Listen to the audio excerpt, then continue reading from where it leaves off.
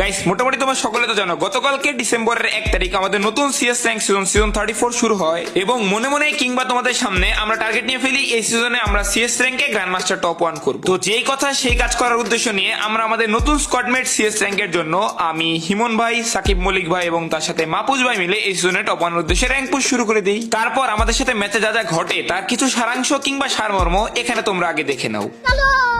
এই ধরো কোন একটা ম্যাচ আমি যাচ্ছিলাম উকম হয়ে সামনের দিকে, বাট ধরার আগেই দেখি আমাদের টিমমেট 1 2 3 4 সব চাঁদের দেশে। কিন্তু এইভাবে মারলোটাকে আর খেলা তো আমার দেখতে হবে, দেখতে যে কিরে ভাই লাফায় লাফায় মারে কই আর লাগে কই, আমি ছিলাম কই গুলি লাগলো কই। এইভাবে কতগুলো ম্যাচে যে এরকম অত্যাচারের শিকার হয়েছি তা মনে হয় না হিসাব করে কিংবা ভিডিও দিয়ে তোমাদের দেখায় শেষ করতে পারবো। শেষ না করতে পারলেও একটা কাহিনী তো অলরেডি ঘটে গেছে। মাইট টের খেয়ে মোটামুটি আমি একজন কবি হয়ে গেছি বর্তমানে। এখন আমি তোমাদের একটা ছন্দ বলবো, তো শুরু করি নাকি?